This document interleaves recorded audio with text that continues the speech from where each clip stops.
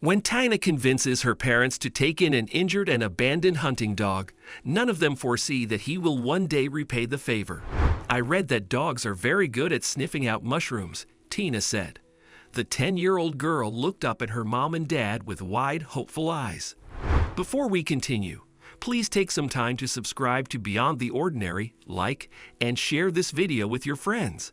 It might brighten their day and inspire them to do good. Tina's dad sighed, but her mom laughed.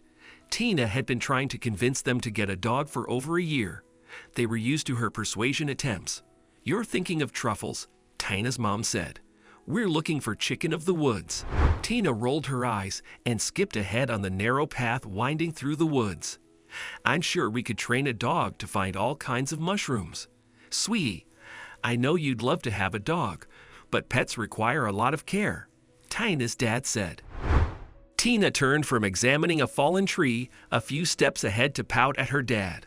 "Aren't you both always telling me how good I am for doing chores on time and getting good marks in school? I can look after a dog." "We know you're responsible, Tina, but there are also vet bills to think about." "It's not fair," Tina muttered. Her parents shared a glance. They adored their daughter and had often discussed whether they should get her a puppy. However, they always concluded that training a puppy would be too distracting for Tina, and they couldn't afford the vet and food bills. A pain-filled howl echoed through the trees at that point. Tina and her parents were immediately alert. They didn't see anything move through the ferny undergrowth. The cry ended in a series of whines and barks. "That's a dog." Tina headed off in the direction of the howl. "Wait, Tina." Her dad reached for her arm but missed. "It could be a coyote." "Even if it is, it still hurt," Tina called over her shoulder as she headed deeper into the forest. "We've got to help it." Tina's parents rushed after her, fear speeding them on. They knew no good could come from Tina cornering a wounded coyote, no matter how kind her intentions were. Tina was soon out of sight, however. When they caught up to her, she was crouched beside a beautiful roan-colored hunting dog. The animal lay on its side, whining. "He's caught in a trap," Tina exclaimed. Her dad rushed forward to examine the dog. He removed his pocket knife to try to pry free the trap closed over the dog's paw. "This trap shouldn't be here," he muttered angrily. "Tina, check on his collar for a name tag." "He doesn't have a collar." Tina's mom was also trying to comfort the dog now. She'd grown up in a family of hunters and could tell the dog was well-bred. She also knew many unethical breeders and trainers dumped their dogs if they didn't develop the nerve or skills to hunt. "It's not too bad, luckily," Tina's dad said. "By some miracle, the trap didn't break any bones. He should heal up well." "We have to take him home with us," Tina said. "He needs to have his wounds treated, and we can't just leave him here alone." "She's right," Tina's mom said. They took the dog home, and Tina's dad treated his wound. Although Tina's parents intended to take the dog to a shelter, the family quickly grew to love him. Tina named the dog Rocky, and he became a family member. Several years passed, and even though Tina was a teenager, Rocky remained her best friend and confidant. The family went to the mountains for a winter holiday one year, and Rocky went with them. The winter was harsh that year. Biting, cold winds chapped their cheeks when they went outside, and nearly every morning revealed a fresh layer of glittering snow. Rocky loved leaping through the fresh snow, and the family laughed at his antics. "This has been a great holiday," Tina's dad said one morning. "I want to take a walk through the woods again," Tina said. "It's not as windy today as it was when we first went.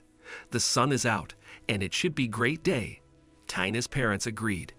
The family took Rocky and walked in the woods near their guest house. Rocky roamed ahead of them, sniffing and tracking through the snow. Rocky suddenly started barking and turning circles on the slope of the hill ahead. "He's found something," Tina said, moving ahead. "Maybe he smells some sleeping squirrels," her dad said. Tina entered the clearing where Rocky was barking just as a loud crack sounded from the peaks above. Tina's parents looked up as the mountains rumbled and saw a large sheet of fresh snow break free. "Tina, get back here." The warning was too late. Snow whooshed down the slope, funneling through the spaces between trees. It swept through the clearing where Rocky and Tina had been standing moments ago and erased all signs of the girl and dog. Tina's dad pulled her mom into the protection of a large tree. Once the avalanche ended, they rushed to find Tina. Too scared to shout in case it triggered another avalanche, Tina's parents dug frantically into the snow. They broke long branches from the trees and used them to pull the snow, but there was no sign of Tina. Tina's parents were starting to panic when Rocky appeared at their feet. He bit Tina's dad's sleeve and tugged on it, but he shooed Rocky away. Rocky barked at him. "Be quiet, Rocky." Tina's mom sobbed. She pushed the dog away. Rocky whined, but Tina's parents were too frantic to pay the dog any mind. They didn't even notice when he took off through the snow and began digging at a spot some distance away. Woof! Rocky's bark echoed off the mountain. That dog is going to trigger another avalanche. Tina's dad hurried across to Rocky to keep him silent. When he reached the dog, he found a deep hole dug into the snow. Tina's gloved hand and sleeve protruded from it. Tina's father called for his wife. Tina's parents and Rocky dug Tina out of the snow together. Once she was free, they rushed back along the trail and drove her to the hospital. Luckily, Tina's injuries were not severe. On the day she was due to be released, her parents got special permission to bring Rocky with them to fetch her. Rocky jumped onto Tina's bed and immediately started licking her. Tina laughed and threw her arms around the dog. "It's funny," Tina's mom said. "All those years ago, you rescued Rocky from that trap, and now he's repaid the favor by rescuing you from the snow."